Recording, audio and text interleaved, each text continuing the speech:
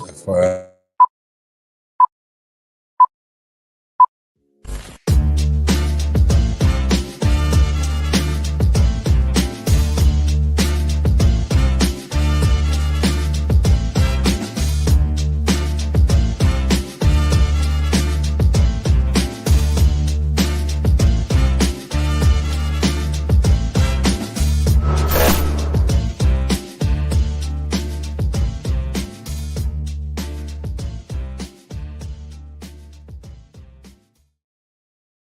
Hey everybody, welcome to Love and Reload, the voice of the relocation industry. I am your host, Ben Cross. I'm so blessed and honored to be coming to you live from our nation's capital right now. We are here at the Capitol in the Rotunda right now, coming to you talking about the executive orders that are going on, talking about the impact of global mobility.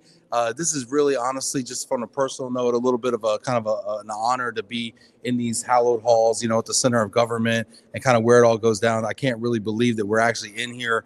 I don't know how they let us in, but it was fairly easy, to be honest with you. Yeah, get in the comments here, hit that like button. Let me know, do you want to see a quick tour? I could give you like a little look around. But this is like where everybody shoots, you know, all the news channels, they're always like broadcasting over here. There's actually some cameras and some congressional folks over there right now. Can you guys get in the chat right now and get in the live and log into it? Yeah, and hit that like button. Put your comments and questions in there. I've got Tristan North right now from WERC here. Hey Tristan, how you doing? Yeah, thanks for having me. It's great having you here. And Tristan, real quick, tell people a little bit about what you do at WERC. Yeah, so I'm Government Affairs Advisor to Worldwide ERC. I've been with the organization as an external consultant for the last 12 or 13 years. So as far as that role, I am actually the registered lobbyist for the organization. So I am up here meeting with members of Congress, congressional staff on behalf of Worldwide ERC. And then also I work closely with Worldwide ERC Vice President of Public Policy and Research, Mike Jackson, and administer and oversee the work of our 4 policy forums, being real estate, immigration, compliance, and I always forget that last one there. Yeah. So a lot of stuff though, the important stuff here. And tax, can't forget tax. That's the 4th one. Yep. And what are what's 1 or 2 things that you're kind of advocating for right now before we get into the specific executive orders? Yeah, so I think there are 2 main areas we're really focused on right now that are very timely to what's going on with the new administration. The first is immigration. Obviously, we want to make sure that we are able to bring foreign talent into the U.S. as easily as possible. That makes sense. And then the second issue is tax, and it's hopefully reinstatement of the moving tax deduction, which was suspended through the end of this year, and which Congress will be addressing as part of a larger tax package in the coming months. So you don't know this, but before you got here, we were actually knocking around the halls there, and we were like popping in, and we actually got into a congresswoman's office, Dela Cruz, actually from Texas. Okay, yeah. And we talked about the moving expense deduction. We explained the 2017 Tax Cuts and Jobs Act, and if they continue it, it's supposed to sunset at the end of 25, I believe, right? Yep. And if they do continue it, which a lot of people think they will, because President Trump put it into place in the first place, we said, well, if you continue it, you know, make sure you put the moving expense deduction in there at least, you know. And we explained why that was important. She was from Texas, and I was like, listen, Texas is getting a lot of relocation right now, so you want this in there, you know. Absolutely. And so are you having those types of conversations on our behalf? Yes, and we just had a fly-in in October where we had folks who came in for the Global Workforce Symposium come up to Capitol Hill, meet on immigration, meet on the moving tax deduction. So absolutely, we've been very hardcore focused on that issue.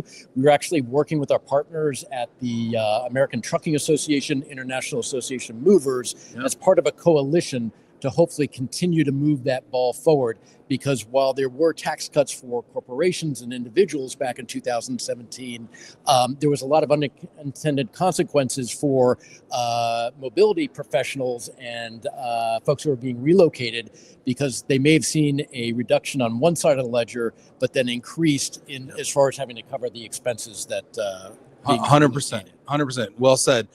Yeah, get in the comments here, hit that like button. I want to hear from you. Let me know who you are, where you are, represent your constituency out there, wherever you are.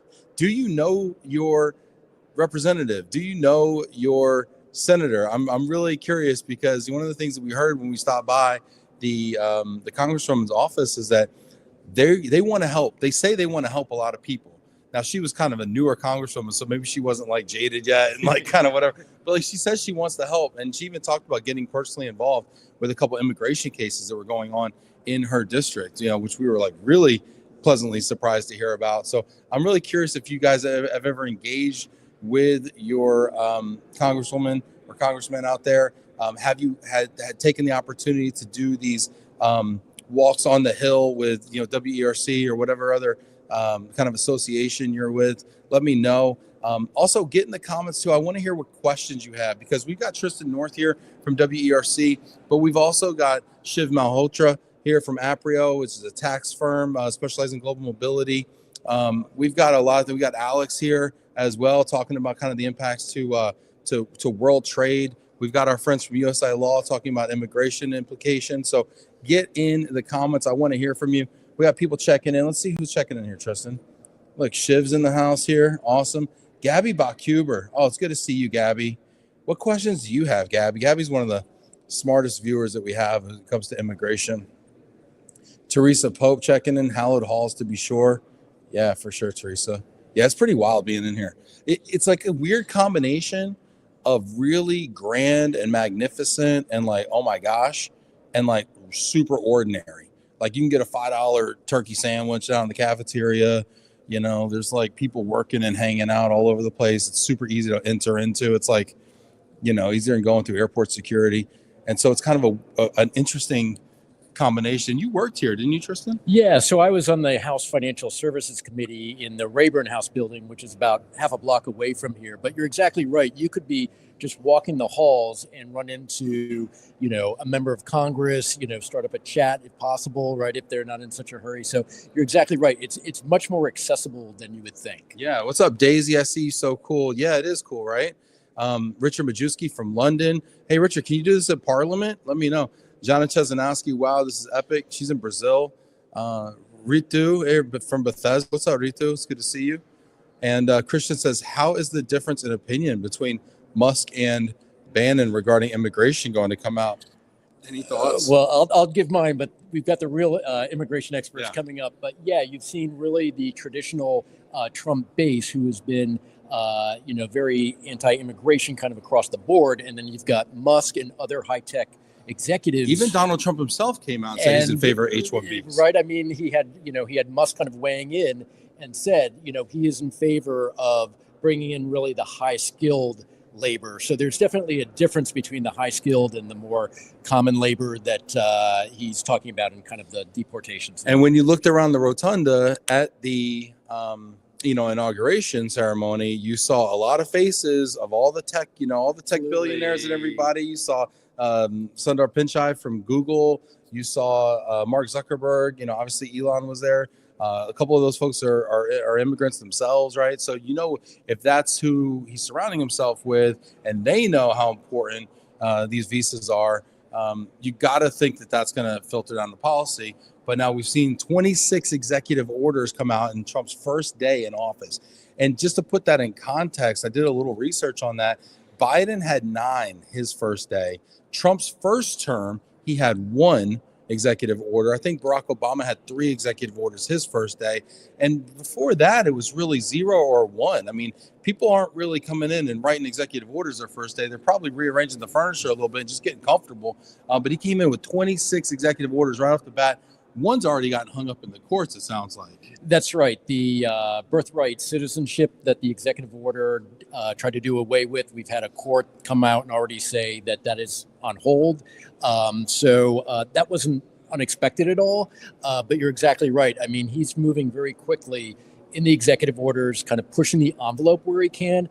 But a lot of this we're actually going to have to see play out within Congress, such as the tax reform package, as well as kind of some of the immigration pieces and funding of some of his initiatives dealing with immigration as well. So I want to ask you, and we are going to get into the immigration. We've got the folks from USI Law on deck here. But I want to ask you, just kind of taking one step back, looking at all these executive orders, thinking about it in the context of global mobility. What do you think the impacts are going to be to global mobility from some of these early executive orders? Yeah, so it's going to be kind of a wait and see, because a lot of the executive orders are very broad. So it's really going to be kind of up to the implementation of those orders to see where things filter out. And, it's going to take a little bit of time. We don't have, I think we have one cabinet secretary, Rubio, who's been confirmed so far. Maybe actually two. I think Radcliffe may have been confirmed earlier today. So it's going to take some time to kind of see where the details are on a lot of these executive orders. But absolutely, more of the kind of upfront ones are dealing with immigration and border security, and not as much as business immigration. So a lot of that's going to be kind of a little bit wait and see at this point, but it is going to have an impact. Sure.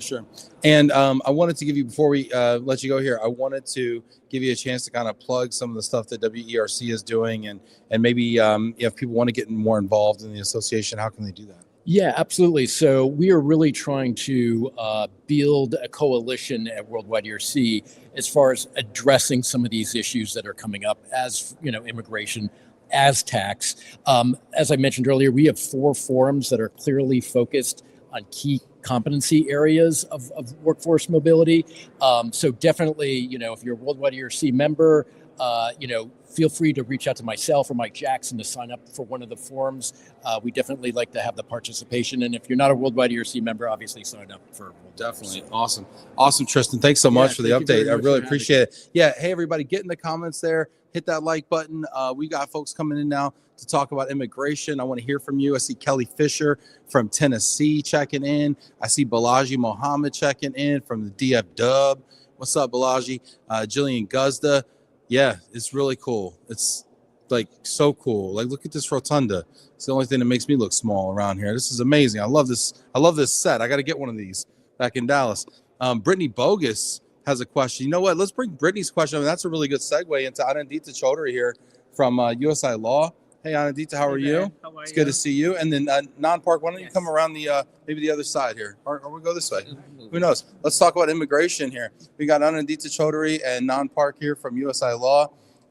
Lot going on about immigration. Immigration was a huge talking point during the election, and right off the bat, we're seeing a lot of executive orders around it.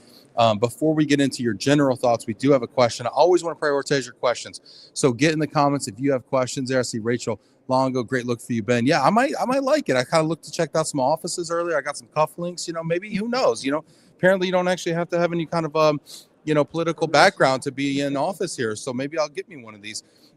Brittany says, what about the wait and see that corporates cannot really wait to see, as in the H-1B cap lottery and entering the DACA or not to enter? I mean, what in the world are people to do about that, Anandita? And I know this unsurety and the situation that we are in right now, because specifically the executive orders that involve immigration does not directly affect, the H-1B, the HCAP filings and stuff like that, the business immigration part of it. However, our advice has always been to our partners at USI Law is keep everything ready, prepare, and if something changes, then you pivot, to the detriment. Now, if everything's the status quo as the President Biden left it, we continue and you're not behind the wheel. But gather the DACA people, gather the normal people, and just keep it all together, ready for submission when registration opens. Love it. Hey, and shout out to Jody Harris checking in to say hi to USI Law. Daisy's loving the cufflinks. Yeah, yo, in the gift shop, they had cufflinks from all different branches. There was like 20 different kinds of cufflinks. And you know what I loved about it? Ben was holding court. He had like 40 different cufflinks to choose from. There was like too many, right? And they're all they notate what district they come from, right? So it's like Wisconsin. Apparently, Wisconsin and Delaware are big exporters of cufflinks. I did not know this. I know we're trying to bring jobs onshore here in manufacturing, but apparently there's a big manufacturing base of cufflinks that I was not aware of before.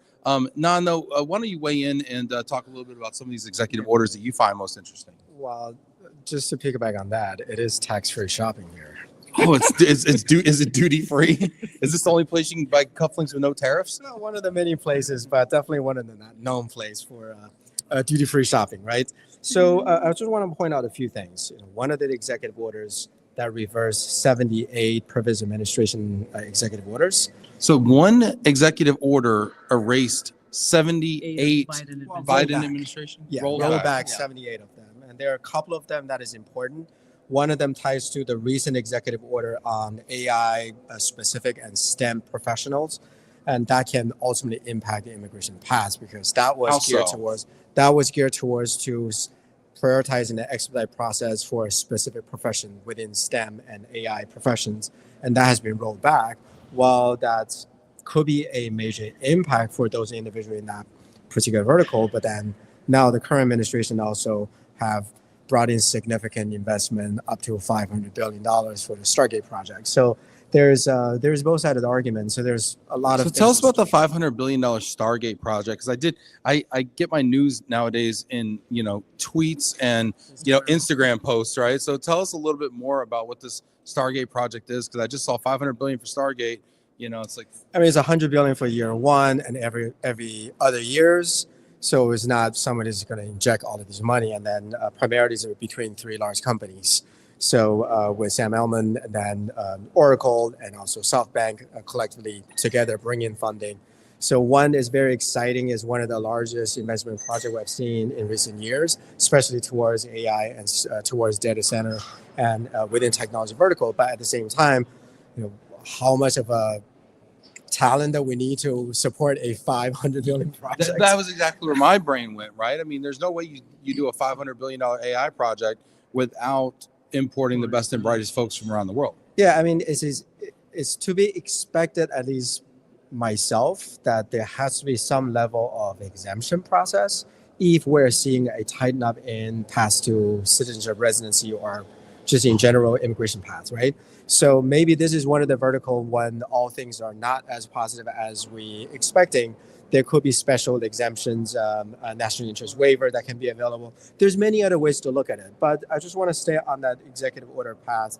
That one reverse or roll back 78 of them. There's one about STEM, and there's another one about general processing time of immigration process to improve the overall processing time. That has been rolled back as well. So we should anticipate the process going to slow down until something else comes through, either major funding or major initiative. But then on top of that, what does it mean for foreign talent overseas?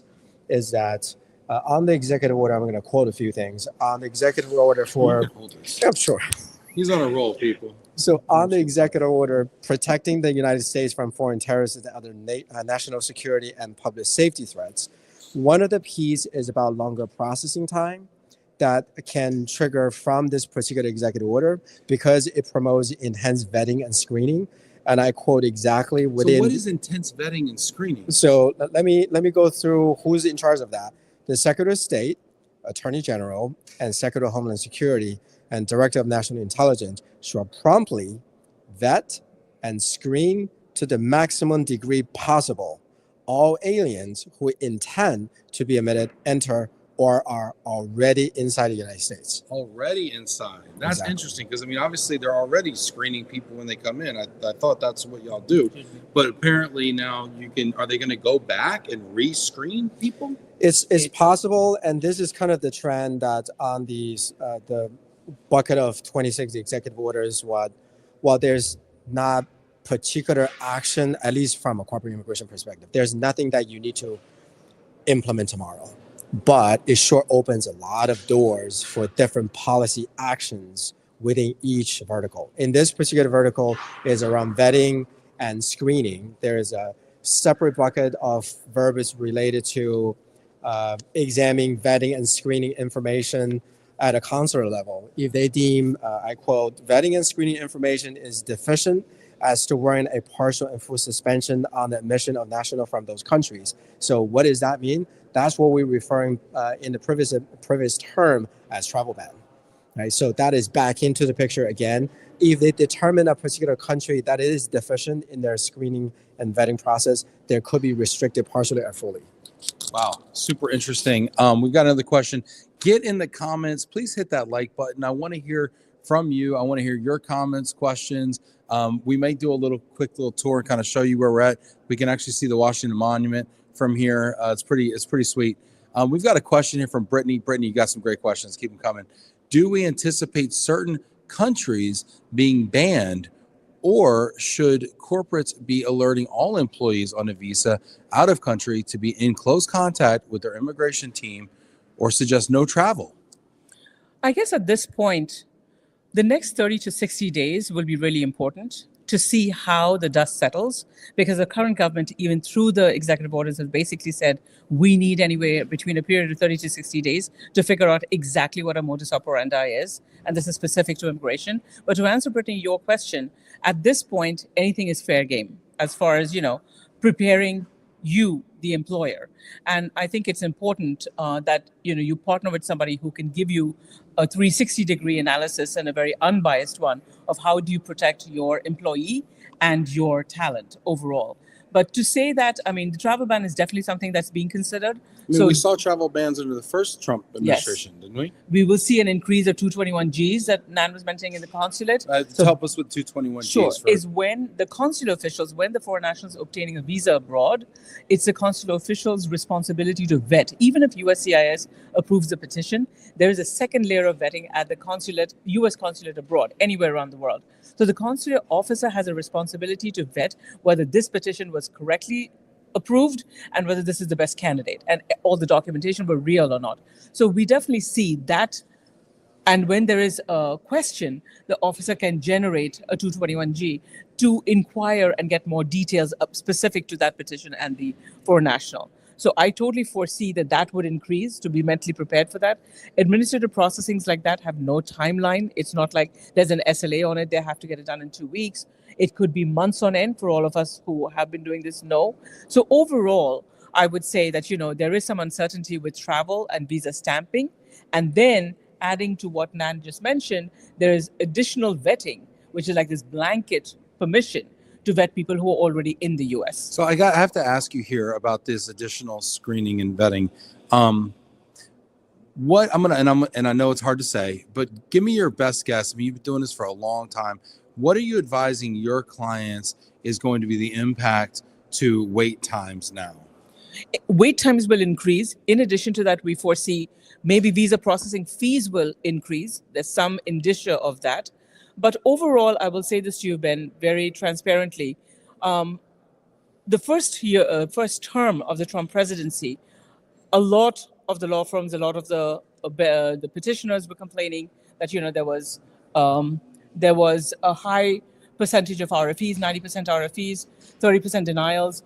But we processed thousands of visas at USI Law, and we had a 98.4% approval. Wow. I would still like to believe if you prepare the petition properly and in great detail, you will see approval rates. Why is that? Why do you think that? I mean, you can still get such high approval rates, when there's an administration that's been so overt about challenging immigrants.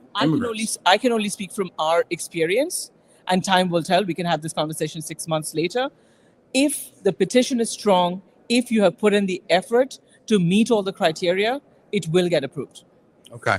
All right. Interesting. We got more questions coming in. Brittany, keep them coming. Gabby, we're going to get to all your questions. Hit that like button. Let people know we are live.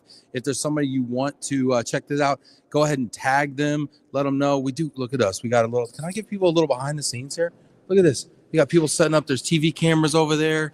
Look at this. We got people from other news stations, not just Love and Relo, over here. I don't know. Somebody's getting interviewed across the way here.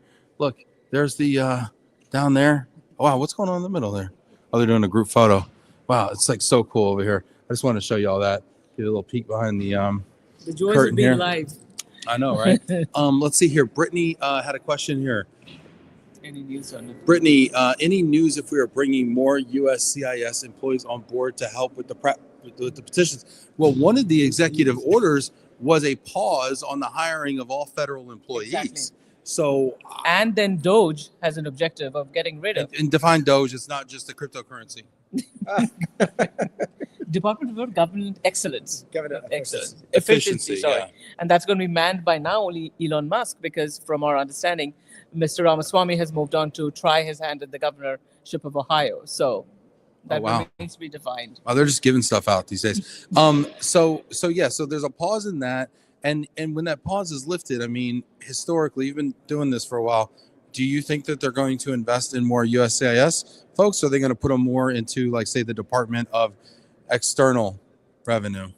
I mean, that's a congressional funding question on DHS, right? So very unlikely we'll have massive funding get approved out of DHS or through Congress for DHS, especially for USCIS processing. That's at least 4 layers over there. But just to go back into the previous conversation, there's also part of the executive order that explains that as soon as possible, no later than 30 days from the date of this order, which is where 3 days passed. So we got 27 days left. The same group that was supposed to do vetting and screening also evaluate all visa programs to ensure they're not used by foreign nation state or other hostile actors to harm the security. So that doesn't impact legal immigration, but it does slow down the process as well. Now you're reviewing the H1, H1B, the J1, and every possible category. So because of those type of measure, one, it costs a lot of money to do. There needs to be funding from somewhere. And second, it takes time. And also it's fairly immediate. It's no later than 30 days from that day. So we are in for quite a bit of volatility, I would say, in the next several weeks before we can see any clarities. And those clarities probably will go along the line of the executive orders with some level of changes and enforcement. Okay, this is really interesting. We got some great comments, and this is the best part of this is we get to kind of crowdsource this information and kind of compare notes here. Jody Harris has a really great comment as usual. And Jody, if you have a link to this that people can actually check out, I'm going to ask you to put it in there. Jody says immigration is supposed to be exempt from the hiring freeze. I had not heard that. That's really interesting. Jody, if you could put a reference to that in the comments, a link, that would be really helpful. And people can check that out. Yeah, Brittany's saying longer processing times. Gabby says longer processing times and maybe public chargeback. What's a public chargeback? The public charge is a rule that was developed where basically every foreign national, when we applied for applications, had to prove that you would not be dependent on the finances of this country.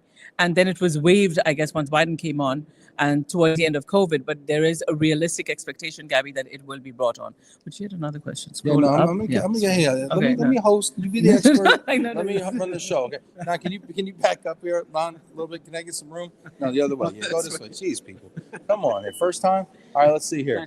Let's see. Gabby says, do you think the administration will keep the initiative of stateside visa renewals, which was set to roll out this year, asking especially given the extreme vetting anticipated at U.S. consulates? First of all, explain what Gabby's talking about. This used to be something for some of us who are old timers who've been doing this for a few decades. Well, don't call Gabby old. No, I'm calling myself old. I'm the one answering the question. Gabby, I'm trying to fight to get your question answered. But the State Department's revalidation system used to be something that used to be a normal thing a couple of decades ago, and then it went into extinction and got resurrected by President Trump, I would say now, I think 2 years or whatever, he had enacted it. I can hope, Gabby, that this will not get terminated because the publicity is, or at least that way Prime Minister Modi claims, because a lot of what used to create backlogs is the Indian nationals.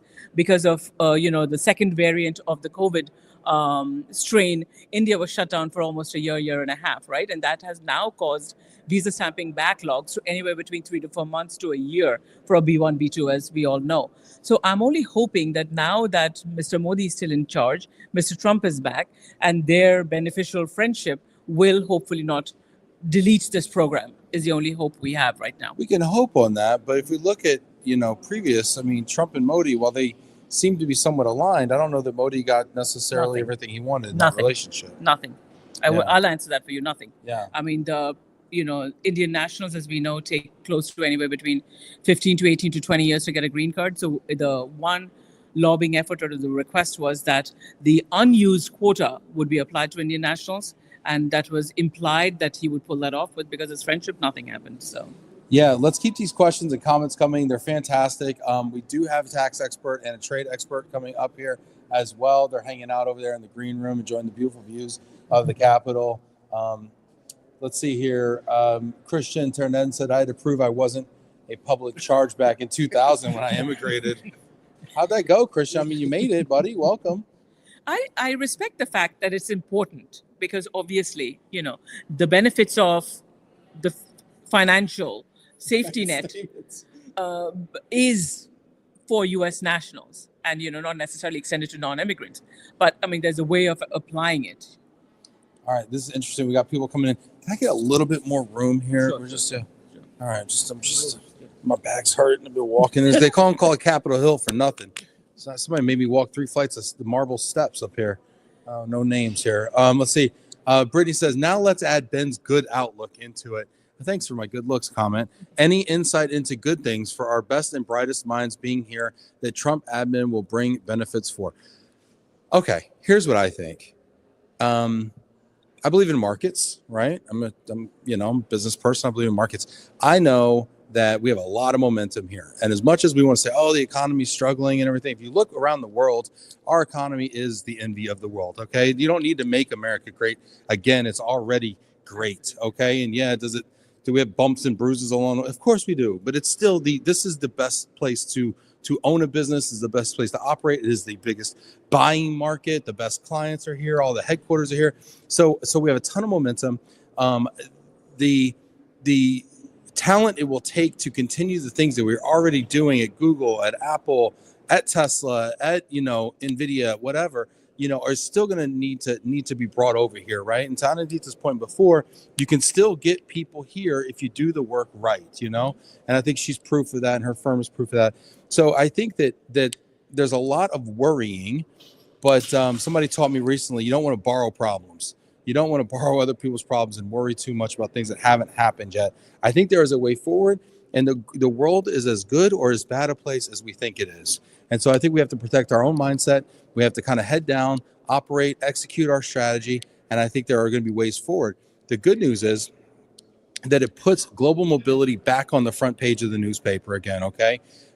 This is something that happened during COVID. We were on the front page as people were moving all over. It happened during Brexit recently. It's happened during, war in Israel and Ukraine. I mean, the necessity to move people around the globe for work and respond to things that are happening has put us on the front page of the paper, and it continues to make global mobility programs super important and strategic. So I'm excited for people like yourself, Brittany, who are in that seat in your organization. I think it's an opportunity for us to really learn from stuff like this and then bring this into the boardroom with all these insights. That's what I would say. And Ben, just think about from a different vertical. If you're in finance and banking, the previous administration probably put in one of the biggest amount of regulation into that particular industry for obvious concerns. So it was a heavy regulated industry. Now we're going into a phase of deregulation within that industry. So borrow that framework into immigration. We've gone through a semi-deregulation phase of previous administration. Now we're going into a regulated, I would say, not phase, but regulated process, right? So it's kind of a go in and out if you combine different industries together. But looking from a global perspective, there are more and more countries to be added into part of our Trusted Traveler program, Global Entry program. Japan was recently added. I heard it from my friends. They were very excited for it. There's a number of countries been added over the years. So the free movement of people continue to be improved within the process of removing boundaries, improving digital records and digital filings, electronic visas. So there's a lot of movement. If we're looking from a holistic point of view, that progress is continue. Of course, for the next few months or maybe a couple of years, we're going to go through a heavy regulated process. But at the end of the day, like Anita mentioned, right, regulation to be in place, one for enforcement and restriction. The other place is to ensure people actually obey the law. So as long as we have clear direction, less volatility is good. We don't mind regulations as long as they're consistent, right? Yeah. So that's what we're hoping for. Key point. Very good point. Daisy Sinclair says, preach it, Ben. Yeah, my daddy was a preacher, so I come by honest. Jody's got a question here for us, or a statement. She says it's also important to remember that executive orders are not laws, and many of them are not laws. Sorry, and many of them are going to be fought in court. Yes, we're seeing that now. Yeah, one's being challenged right now. That was overreaching for sure. Gabby's got a great question. Keep them coming, Gabby. Fantastic. Is the TN in jeopardy with the trade-related executive order? I think it all depends on whether the tariffs are going to be enforced and if he's going to go through with it. But if he interferes with the TN, trade NAFTA concept, there's going to be a challenge, because that's also maybe not as much as the H-1B, Gabby, as you know. The trade NAFTA is also for some companies a pool, talent pool, and the way to transfer talent pool from Canada and Mexico, the nationals of Canada and Mexico. So I would, hope and recommend that it's not touched. But the USMCA is being reviewed. So again, MCA. USMCA. USMCA. That's like And the that, new version of that's the newer version of NAFTA, right? So that is being reviewed. Mexico, Canada. Correct. And so if that is being reviewed into a process that involves tariff and other challenges, I'm sure there will be some level of impact to TN. I don't think TN is going away. I don't think anybody would think that. But the eligibility qualification standard might change. And we're going to cover with chamber experts later on. There's already enforcement in place between us and Mexico. So that's a different story. I'm going to leave that to that.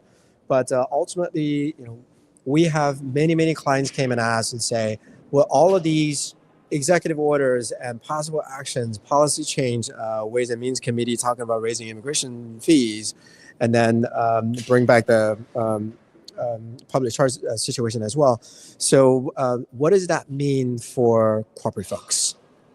What should they anticipate, and what do they have to do? Okay. So those are the things that we say. One, Brittany brought up a great point, is you want communication, you will communicate at some point. Number one issue for most corporate folks these days is they don't have a clear way to even identify the population. So through your immigration reporting, immigration process reporting, to ensure you have the right population. And as an example, this has happened before. Make sure you're clear with your HR and legal folks on communications, because you're about to push out communication based on very sensitive data. Some company may not want to do that. So that's another element might catch you off guard. Depending on your company policy, you want to make sure you clear those obstacles first to ensure that if there is a possible ban for a particular region, nationality, or religious base, you have the clearance from your legal department to be able to identify that population, actually push out that notification instead of just pushing out to everyone. And then at the end, doesn't matter what happened. I think as we always say, delivering petition takes expertise, but we have great amount of law firms that is very good at what they do. But when it comes to this year, the key is not about delivering petition, is be able to have the trusted immigration provider to help you to manage the changes. All right. It will be constant. Good stuff. We got some other comments here and questions here I want to get to. Gosh, we got some good ones here. Let's keep these quick, okay? Brittany Bogus says Modi is in a better position now, though. Yes, true or false? Time will tell, Brittany. I am a little skeptical, but time will tell. Okay. Daisy Sinclair asks, can you share the average processing times during the Biden administration compared to the estimated processing times going forward? I can start with COVID. Prior to COVID, an H1, for example, would take anywhere between 6 to 8 weeks. And then with the onset of COVID, it became 2 to 3 months. And unfortunately now it's pushing 6 months. We're well past COVID. And double, if not triple, USCIS fee increases, as all of us seen from April last year. And this was under the Biden administration. It continued to escalate, though, the wait times. Absolutely. So if there is a restriction in hiring, if there's a freeze in hiring, if there's a requirement to, reduce staff in the federal government, I don't know, like, Jody was mentioning, it will not, immigration is protected, and I hope so, then, but however, cumulatively, it might add to more processing times and more costly, petitions. Super cool. Rob Zeitz says, I look at home in the rotunda. I do kind of like it here. It's a little cold. The acoustics are a little crazy, but, I could get used to it. I really could. Let's see here. Brittany says, what about TPS?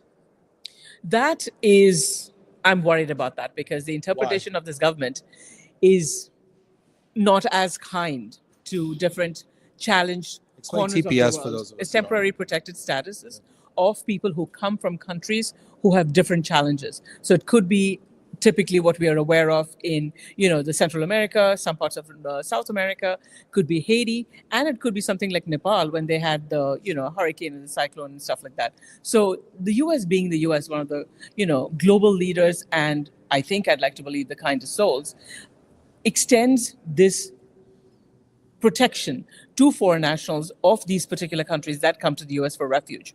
So I don't know what the interpretation of this government will be, whether they'll just slash and do away with it all. But before Biden left, he made it a point to extend all these statuses to all these countries. Now, I don't know what the effect of a possible reversal would be under the Trump administration.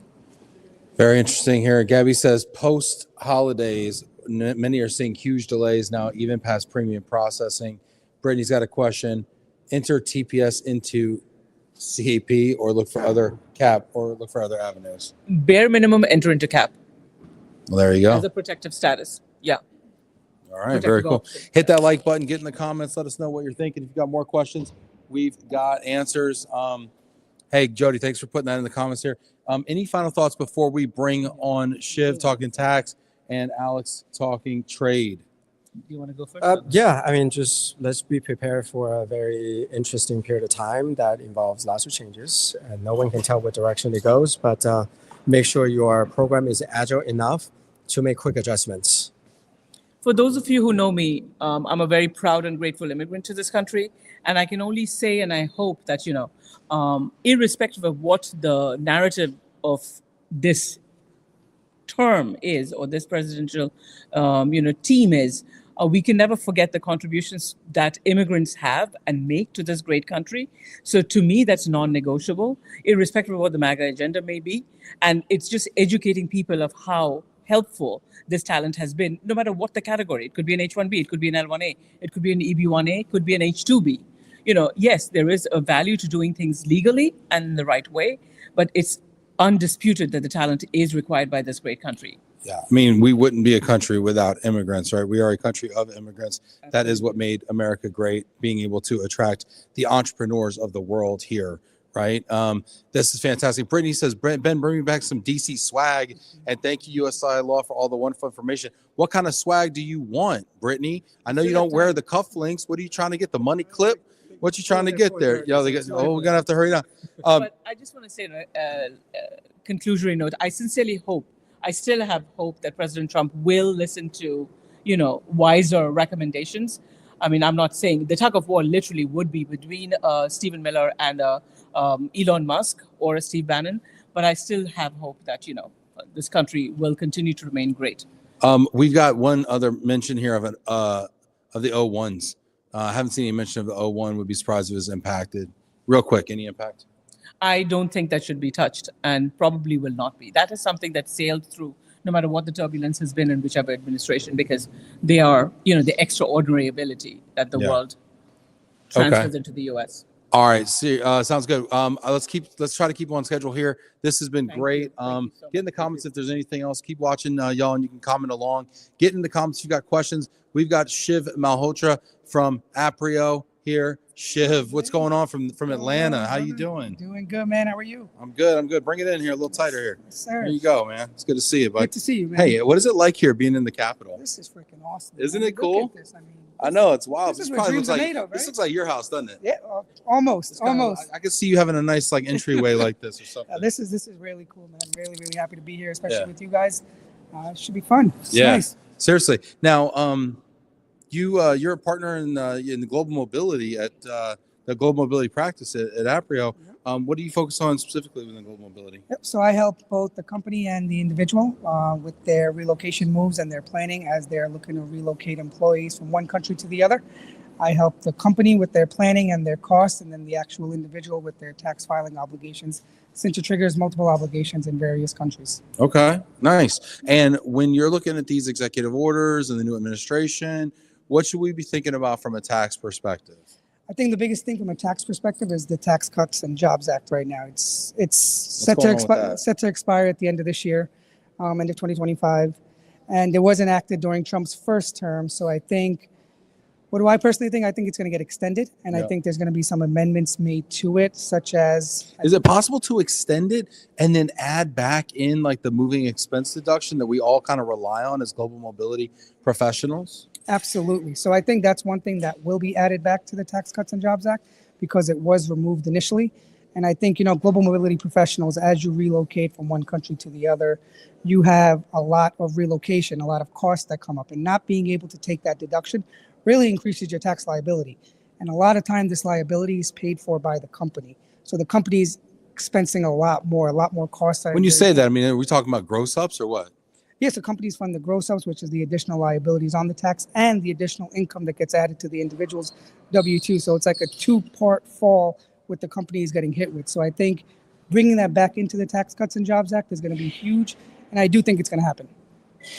I hope it does. I mean, we had a chance to sit down in the Congresswoman's office with her, not an aide. What was Chief of Staff. Chief of Staff. Yeah. Thank you so much. Of course, man. That's why I keep him around. This guy over here, he knows everything. Anyway, and what did you think of that experience? No, I thought that was awesome. And I thought she was very, very transparent. And I mean, one thing she did say is she does see the act getting extended and it being amended a little bit. So it gave us some kind of inclination of what to expect over the next 12 months. I think it's going to happen probably in the next 3 to 4 months. I mean, Trump is going to probably, it's the law he brought into force, right? So I think why wouldn't he extend it? Why would he wait till the end? So I do think it's going to happen. Now, I've heard rumors that there might be additional corporate tax cuts. I mean, I know corporate tax isn't like your wheelhouse necessarily, but I mean, what are you hearing around that? Yeah, so I mean, I've heard rumors that corporate tax rate could go all the way down to 15%, but typically what we're seeing is maybe 19% from 21 right now. So it is going to make a difference. And also the individuals, right? They're at 37%. So not bringing this Tax Cuts and Jobs Act extended is going to bring it to 39.6% and a 2.6%. So wait, would that increase? That would increase the tax to individuals? Yeah, that would increase the tax to individuals, and that would make companies less hesitant to bring people to the U.S. because why would they want to pay more tax, right? They could go to a lower tax country, pay lower tax. So coming to the U.S., keeping the rates low, making sure that taxes are low, making sure that companies are not paying as much, individuals are not paying as much. It's very, very important and very, very prudent for the government to do.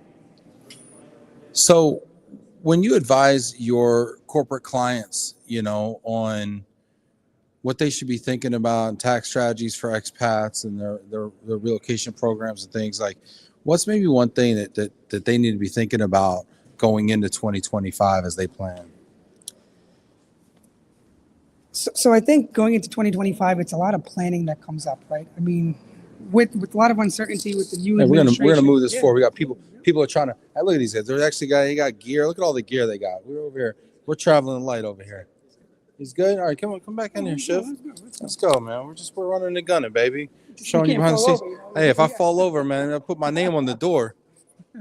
So yeah, I mean, I think there's a lot of planning that could be done, and a lot of my company does what I do.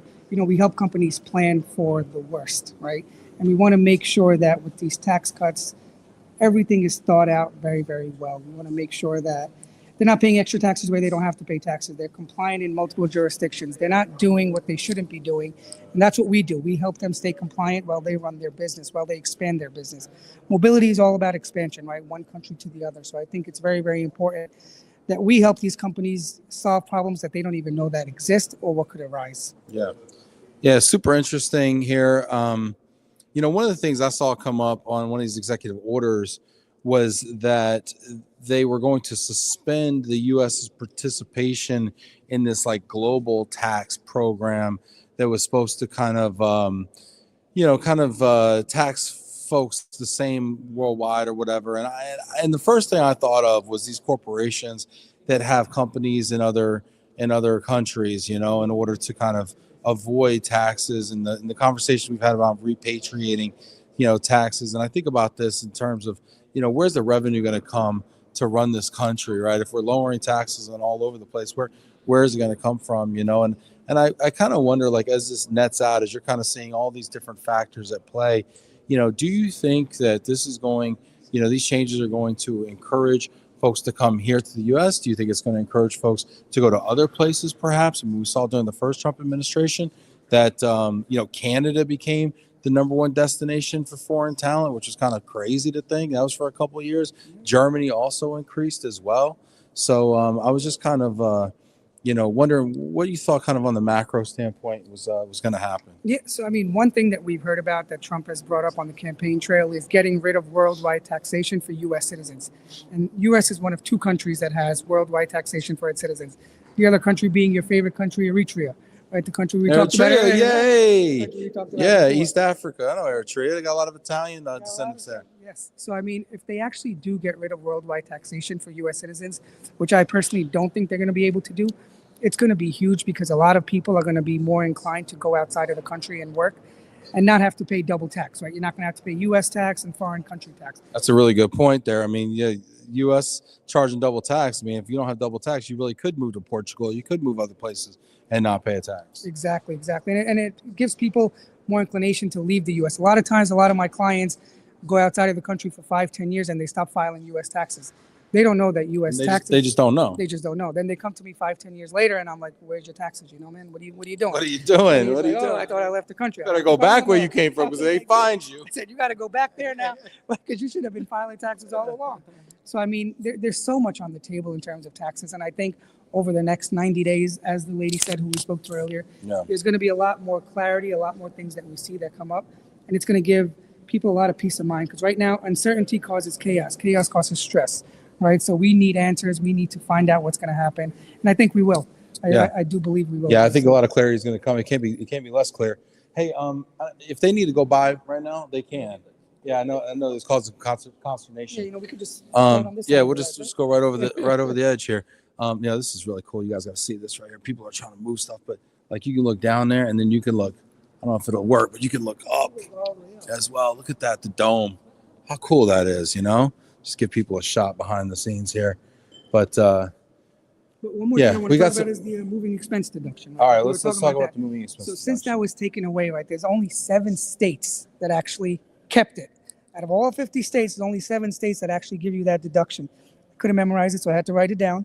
It's Pennsylvania, New York, Massachusetts, New Jersey, Arkansas, California, and Hawaii. But now that only applies though to the state tax level portion, right? Yes. And state tax rate might be 5, 6, 7, 8, 10. 5, 6, 7, 8%, not in the 20s, 30s. Exactly. Yeah. So. Okay. So so there's something there for sure. Absolutely. Let's see. We got questions coming in here.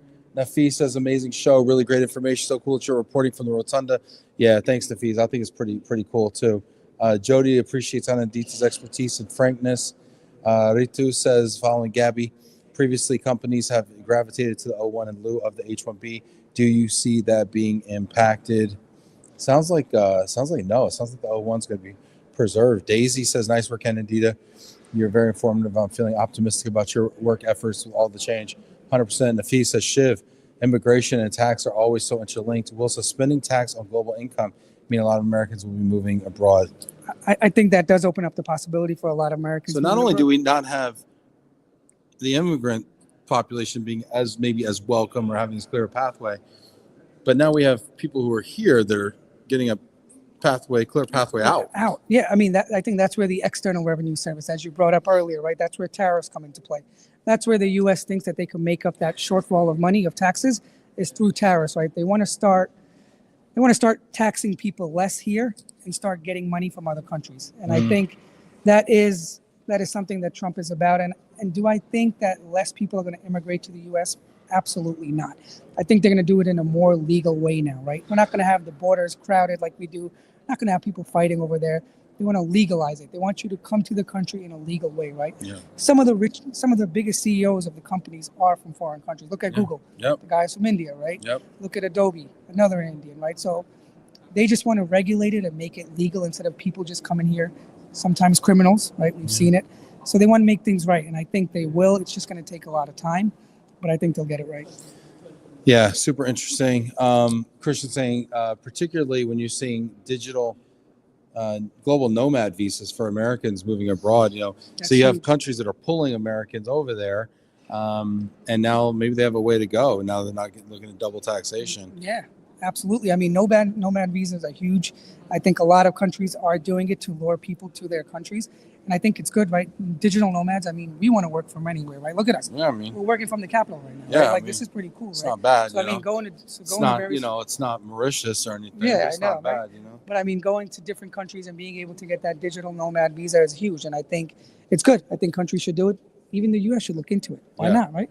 Wow, that would be a total change, wouldn't it? Right? Look at that. Hey, any final words about tax? We do have Alex coming on. Alex is going to talk about the impacts of tariffs coming on. Any final thoughts about tax, though, before we let you go? Yeah, I mean, I just tell people remain calm, right? Uncertainty right now, but you will get certainty over the next, say, 90 days. The TCJA will get, I think, extended with some positive amendments to it. So it's not the end all be all. There's a lot of worry. There's a lot of chaos right now in terms of tax because of the uncertainty. But once we get that certainty, I think it's going to make things a lot easier. And if you have any questions, just reach out to me. I'm here to help you guys. Awesome. Thanks, Shiv. Appreciate you. Awesome, Hey, man. Thank awesome. you. All right, our last guest today. Thanks for hanging in there. This is actually one I'm really excited about. Alex Sonafrank here. Hey, Alex, how you doing, man? Let me Get get, over let me here. get in Yeah, the take a frame seat. there a little Take a bit seat better. on Yeah. the frame. There you go. Yeah, I'll lean back a bit. Yeah, Touch. you guys can go by the way. You can go by if you need to. Okay, you don't need to. Anyway, yeah, so Alex, tell people a little bit about what you do. So I'm the Vice President of Partnerships at the American Well Trade Chamber of Commerce. We focus on bilateral trade with the United States. Okay. So we're not quite in the mobility of people space. We're more in the mobility of goods space. But there is a lot of overlap between those two categories. A lot of people that may relocate here into the United States, keep those connections internationally, and they can potentially leverage that to do trade and do a lot of business. So we've been hearing all over the place during the campaign since about tariffs. Everybody's debating. It's the word of tariffs. the campaign is tariffs, probably. Yeah. So what's going to happen with these tariffs, and what's the impact going to be? I think even before we've seen any tariffs go into effect, we've already started to see certain things happen. So we've seen customs in Mexico start to really crack down on products that are coming out of the United States. So for companies that are here in the US that might do business in Canada and Mexico, they're getting extra scrutiny to make sure they actually qualify for that free trade agreement we refer to as USMCA, the new version of NAFTA. So I think it's those countries are trying to make it clear we can make life difficult, right? We can actually make it challenging. That's not necessarily this one-way street where the U.S. can throw a 25% tariff on Canada and expect nothing to happen in retaliation. So not only do we have increased prices through tariffs, because now we're eating the cost of most of the cost, I would imagine, of that 25% import tariff, but now those countries are also going to levy retaliatory tariffs? It's not even necessarily just tariffs, right? The European Union, for instance, has a lot of tools that they can do on a entire continent level to try and retaliate. Oh, that's right, because they're all together now. Yeah, they were able to be really effective when they put sanctions against Russia. It wasn't just blockades on certain products. We saw intellectual property and patents of Russian companies not be respected in Europe. We saw specific people be restricted. We saw specific products be restricted. So there are a lot of levers that these countries can take. It's not just retaliatory tariffs. They can find whatever way is going to potentially hurt American businesses the most and potentially minimize the impact to their people. In particular, I think the spaces where they have a lot of leverage would probably be, again, around intellectual property. So the U.S. has a very good, intellectual property space. We have a lot of innovative people, a lot of new inventions come out of the United States. If they take effort to try and not respect those internationally, that's going to potentially hurt us as well. We see, for instance, a lot of social media companies are getting very friendly with Trump specifically. These countries can potentially put retaliatory efforts against them as well. So that might be a space where, again, it's not disproportionately hurting the people in Europe or China or Canada or Mexico, but it's hurting the people that really put their back behind Donald Trump. So it's kind of looking to that kind of a space. Really interesting. Some of those countries already have, and some of those countries don't allow our social media or our search engines, already. But it's a really fascinating thing. Now, do you think it's going to change, where we manufacture goods? I mean, it seems like that was kind of the whole point of this, is kind of America first. We're going to try to bring jobs and manufacturing back to the U.S. I mean, I don't know who's going to do the work, but that's the idea, right? So do you think that it's going to shift where things are manufactured, either back to the U.S. or just to other parts of the world? What do you think? There could be some increase in manufacturing here in the United States. It's important to note, though, that U.S. manufacturers are also reliant on products that they're buying internationally, right? So nothing's really 100% made. Like, what's an example of that? Well, let's say you're even assembling a computer, right? Let's say that you're going to bring in some computer manufacturing back to the United States. Well, it's unlikely they're going to be making the motherboard, the CPU, the hard drive, the monitor, the cables, and all those different components that go to make one final product are going to need to be coming from different places. So we really are an international economy right now. So it's going to be difficult to say every single component of that is going to be made here in the United States. Especially if you're looking at something like, just something simple like copper wiring, right? We're not going to find new copper mines in the United States. We're going to be reliant on imports from Chile for something like that. So we need to be mindful that, again, we don't make everything, and it's unlikely that we could, again, step into that space. Did you especially say? for raw materials. Did you say we need to be mindful of the Well, copper mines? Um, Little I pun, suppose. Sure, little dad yeah, joke yeah, there. I yeah. see what you did there. Um, We got people tuning in here. We got questions. Get your questions in there as we talk about tariffs. Gabby Bachhuber says, "Is February 1st a likely start date for the tariffs?" that's what we've been told. So that's where the new promise is for Canada and Mexico. That's like a week from now. 25%. We got about 2 weeks. Yeah, we got a little bit of time. I mean, again, putting tariffs on Canada and Mexico effectively melts that USMCA agreement we have with them right now. That's going to impact US-based companies here that are exporting as well. So we'll see what kind of retaliation might look like. Again, it's not a one-way street. One thing that is important as well to kind of bear in mind for all of this is that the US dollar right now is actually really strong, despite a lot of inflation woes here in the United States. Internationally, the dollar is actually at a really strong point. So it makes it kind of relatively expensive already to buy US-made products. And so adding tariffs on top of that is going to be, I think, pretty impactful for US companies as well. Yeah, speaking about the impact, Rob Zeit says the copper joke shows Ben is wired for dad jokes. That's pretty good. I think he beat us on that one, actually. Love you, Rob. Rob's always on his toes. Brandon Anaya said, "Let's go, Relo. I'm excited to see global mobility influencing Capitol Hill, and I have much hope for the future. How will immigration laws and tariffs, especially, impact the mobility industry? What are your thoughts on tariffs impacting the mobilization of people?" Well, again, a lot of people are able to leverage the opportunities they have with countries they've actually come from. So in the United States in particular, a lot of businesses are not eager to get into international trade themselves. Instead, traders oftentimes fill that role. So it might be someone that moved here from India but has really good business connections in India is going to be able to make sales and effectively act as a middleman in those sorts of situations. Or it could be something as simple as a company is setting up a shop here in the United States to actually receive and buy the product, and they're the ones that are actually facilitating the sale. So we have a lot of these kind of third-party sales that oftentimes are occurring with people that are here internationally. So I always worry that when we talk about these tariffs or we talk about making immigration more difficult, that sometimes instead of making it harder to bring goods and people here, we just force people to go there. Like, do we just lose the jobs and they go over there? Do we lose the manufacturing base because it's so harder? Do we force people out? And it kind of almost has a deleterious effect. I mean, that's a pretty broad one. I'd say generally that often can happen, right? That if we're doing too much to kind of step out of the international market, then that essentially lets other companies kind of step into it and fill our gap. They're able to kind of get their products cheaper and cheaper as they get to scale, and then they're able to kind of outcompete us on an international space. So that's generally what's going to happen if, say, we step out of those kind of spaces. I'll mention, for instance, with South Korea, that is a big trading partner. We have a free trade agreement with South Korea as well.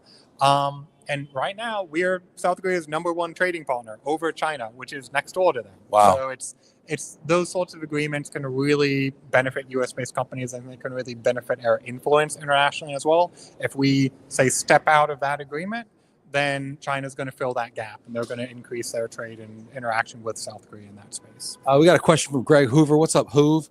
Do you view the tariff changes as, quote, permanent or a temporary thing to shift policy? I mean, putting tariffs in place to penalize countries that are doing things we do not approve of is generally positive and generally works on that kind of temporary basis. So if we want to punish China for stealing our intellectual property, that we could see some success with temporary tariffs. I think if we're looking at long-term tariffs, it's important to understand that it will increase the cost of goods, and it's unlikely that the American people are going to be willing to ride that out as much as, say, the administration in China, which is less accountable to its people. Therefore, they're more equipped to kind of ride out these longer trade conflicts or have their people pay higher prices for things. Right? Now, I'm seeing talks of tariffs anywhere from maybe 10%, 25%, Canada and Mexico, 60% in China. What are you really thinking is going to happen with these tariffs? Like, what number are we going to land on? How's this going to shake out? I would be at a roulette table right now if I could tell you that. Hey, right? MGM's right across the river, man. We go to Maryland right now. It's like that would essentially require future sight, right? I don't think anyone necessarily knows where we're going to land on something like that. And I'd be hesitant myself to give a number, but I would also encourage anyone watching, if they see people giving a definitive number, to be a little bit skeptical of where they're getting their information, because right now it really is anyone's guess. Again, I'd be at a roulette table if I could predict what number we're going to fall on. Well, fortunately, our viewers are already pretty skeptical of where they get their information from. Jack Taylor says the problem with tariffs is that it punishes citizens and builds industries that would not exist within the free market conditions. Yeah, I mean, we're a free market. I mean, we pride ourselves on being a free market. We pride ourselves on capitalism. And yet we start putting our finger on the scale with these tariffs. I mean, does it kind of really disrupt what makes America America? Yeah, I mean, that's effectively where we're at. So, again, there's reasons to try and encourage U.S.-made products, but at the same time, we have to kind of balance where we are. I don't think we're going to see these kind of broad, everything's tariffed at a certain percentage kind of thresholds or claims come to fruition. I do think we'll probably see them be somewhat targeted, probably targeted on specific countries, and probably targeted on specific industries as well. So I got to ask you this. I think I read in February of last year that for the first time in 14 years or something like that, Mexico surpassed China as the #1 importer to the United States. I don't know if that's factual or not, but don't correct me. It's my show. But anyway, so I wanted to ask you, though, when we start looking at these tariffs, possibly up to, I've heard 60% possibly, on China and everything. I mean, do we think that's going to really shift where maybe we're sourcing our goods from, and are we going to see new manufacturing centers start to emerge? What are your thoughts on that? I'll say two things, right? So naturally, there has been some effort by China to relocate some of their automobile manufacturing into Mexico to be part of the USMCA agreement to be able to easily move product into the United States. There's ways to look at that as very, very positive because it brings Chinese manufacturing into the US sphere of influence. But keep in mind, we do have Elon Musk as an automobile manufacturer wanting to make sure that his products are going to be able to demand a high price point as well. So it's likely that something like that is going to be driving some of this effort to put tariffs in place on Mexico. So if we see manufacturing move to, like, say, India or Vietnam or things like that, does that change kind of the logistics of what we do? We have a lot of folks out here who are in shipping and logistics and rely on these shipping routes and things like that to move household goods and other things. What are your thoughts on is the logistical capability even there? We know how many containers, it's been well documented, are moving between China into the port of Long Beach.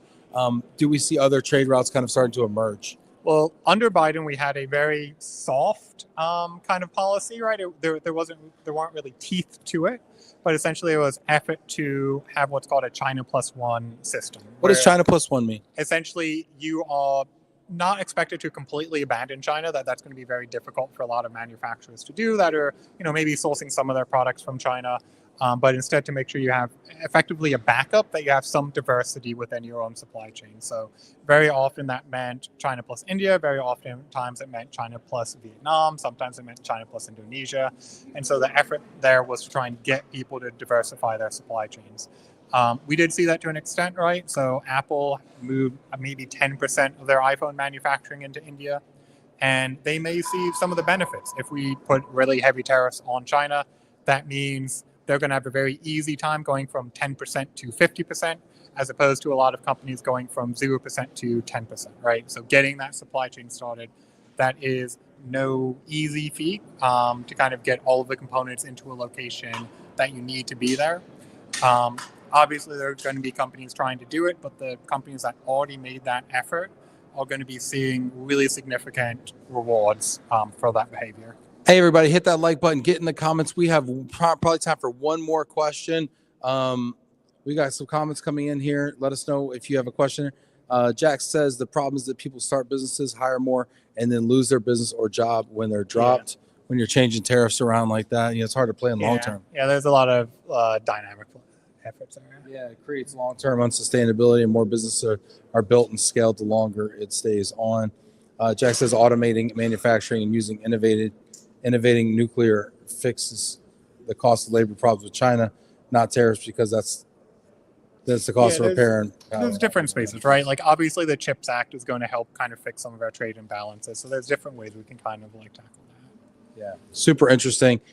What's maybe one thing that we need to think about? Just kind of close this out with maybe a final thought, Alex. Again, it's pretty early is what I'm going to say, right? It remains to be seen exactly what's going to happen. But I don't foresee us having this broad tariff structure.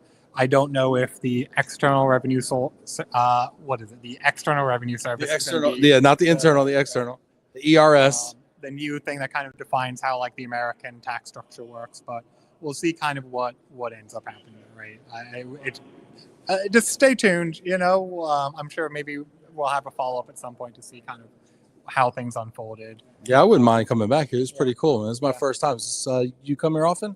I've not been to this particular building since I was a kid, actually, right? I did take a field trip here because I grew up in Shenandoah, so they brought me here once. It's beautiful. I love it. This is really cool. I want to do one shout out though, because I did ask my wife to tune in, so I do believe she's watching. I want to say I love you, Icho. Thanks for jumping in. Very cool. Very cool. Got to shout out the family. Thanks to my wife, who's probably not watching. But this has been really great, Alex. Thanks for being on today. Super cool. Very cool. Hey, everybody. Thanks for watching today. This has been really cool for me. Thanks for being a part of it. I don't know. Can't thank y'all enough. I mean, I can't believe in 2020, I started this in January of 2020 and 5 full years ago, and in my office at the moving company where I was working. And to think 5 full years later, I'm in the freaking Capitol doing a show about stuff that I really don't know a whole lot about, but you guys are watching anyway. And I really appreciate it so much. And you guys have given me so much, and I hope that I can give you in return a small bit of what you've given me and the blessings and stuff. So thanks everybody for tuning in. It's been a really fun week. We've been in Chicago. We've been in DC. Last week we were in Cleveland. It's a lot of work, costs some money, but it's a lot of fun. And I really, really, really appreciate it. So hit that like button one more time, tag a friend, and thanks for tuning in. Appreciate y'all, and see you next week.